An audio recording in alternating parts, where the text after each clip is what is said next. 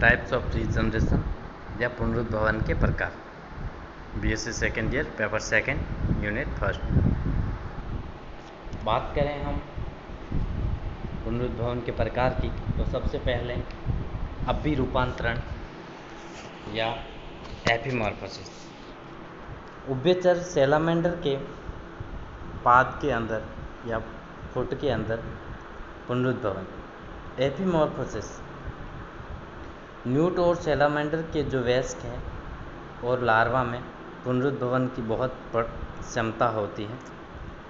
इन उभयचरों के अगर जो पैर हैं कि पुनरुद्भवन पर बहुत सारे अध्ययन किए गए। किसी दुर्घटना या प्रयोगों के अंदर इनके जो पैर हैं उसको काटने के फलस्वरूप बना जख्म परिधि पर उपस्थित एपिडर्मिस द्वारा शीघ्र ही बंद कर दिया जाता है। इसमें लगभग 1 से 2 दिन का समय लगता है और इन उदाहरणों से स्पष्ट होता है कि इस प्रकार की पुनरुद्भवन क्रिया जंतु की देह में उपस्थित किसी भाग के अवशेष का सप्लीमेंट करते हैं। अतः पुनरुद्भवित जो अंग है वो जंतु के अन्य भागों के अतिरिक्त होता है। इस प्रकार के पुनरुद्भवन को एपिमॉर्फोसिस अथवा एपिमॉर्फिक पुनरुद्भवन कहा जाता है। यह उच्च श्रेणी के जंतुओं के अंदर होती है। इसमें जो अंग चोटिल हुआ है उसके अलावा एक नई संरचना का निर्माण हो जाता है।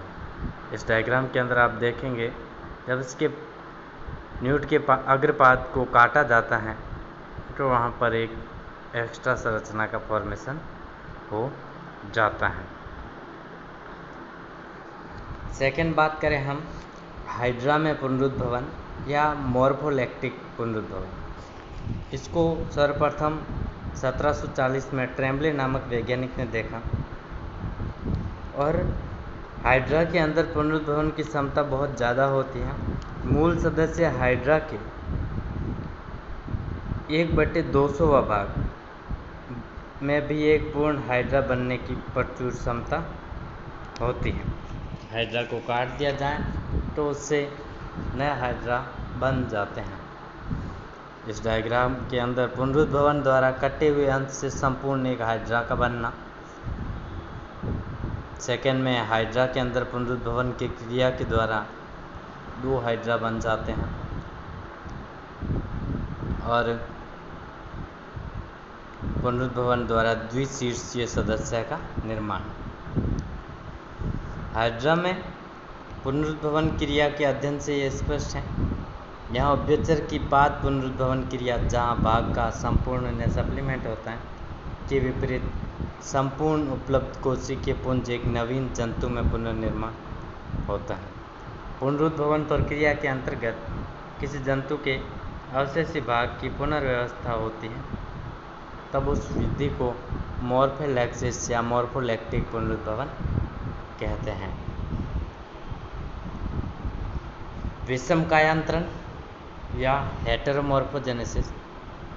इस प्रकार के पुनरुद्भवन में यदि क्षतिग्रस्त सामान्य अंग के स्थान पर कोई अन्य अंग का विकास हो जाता है तो उसे विषमकायांतरण या हेटेरोमॉर्फोसिस कहते हैं।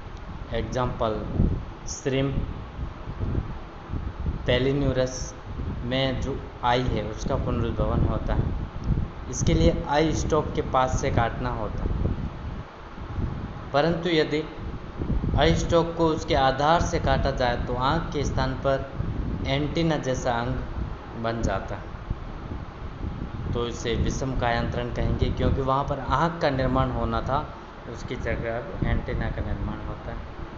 इसका कारण है कि नेत्र ग्रंथ के आधार पर स्थित नर्व गैंग्लियन या तंत्रिका गुच्छक, ये गुच्छक और नेत्र दोनों मिलकर पुनरुद्भवन क्षेत्र को बनाते हैं। अर्थात यदि काटने से जो नर्व गैंग्लियन है कट जाए तो आँख के स्थान पर एंटीना का डेवलपमेंट होगा, परंतु यदि नर्व गैंग्लियन का थोड़ा सा भी भाग शेष रहता है तो पूरा सामान्य तंत्रिका तंत्र विकसित होता है। इससे यह संकेत मिलता है कि पुनरुद्भवन किसी दूसरे अंग की कीमत पर नहीं किया जा सकता। थर्ड, आगे हम देखें इसका भाग, तो पुनरुक्त या अतिरिक्त पुनरुद्भवन। इस प्रकार के पुनरुद्भवन में जब अतिरिक्त अंग का विकास हो जाए, जैसे अतिरिक्त सिर, पूंछ या पाद, तो इसे पुनरुक्त या अतिरिक्त पुनरुद्भवन कहते हैं। यदि प्लेनेरिया को एक अनुदैर्ध्य काट से शीर्ष की ओर से दो भागों में काटें तो दो शीर्ष वाला जंतु बनेगा। इस प्रकार हाइड्रा और केंचुए को भी काटें तो अतिरिक्त सिर का निर्माण हो जाता है। वोल्फियन पुनरुद्भवन, यह एक विशेष प्रकार का पुनरुद्भवन होता है जो यूरोडेला और एन्यूरा के जंतुओं में पाया जाता है।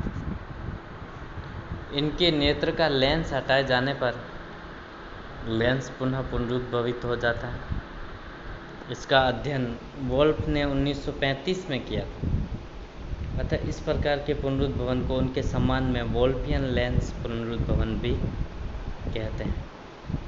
उभयचरों में पुनरुद्भवन की प्रचुर क्षमता होती है, जिसके अंतर्गत विभिन्न दैहिक अंगों का जैसे पाद, पूंछ, बाह्य क्लोम तथा ऊपरी और निचले हनु यानी जौ, जबड़े के क्षति के पश्चात उनका पुनः स्थापन वयस्क एवं लार्वा अवस्था में किया जा सकता है।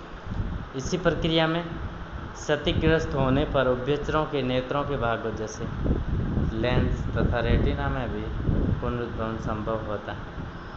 इस पुनरुद्भवन में नेत्र के खोए हुए भाग के एक अंश की उपस्थिति आवश्यक होती है। तो पुनरुद्भवन क्षतिग्रस्त अंग का मरम्मत होना या नए अंग का निर्माण होता है। इसके आधार पर 5 प्रकार के पुनरुद्भवन हमने पढ़े और क्या प्रभाव रहता है, किस तरीके के होते हैं, बारे में पढ़ा। हमारी सेकेंड पेपर की फर्स्ट यूनिट कंप्लीट। अब आगे हम नेक्स्ट स्लाइड में पढ़ेंगे।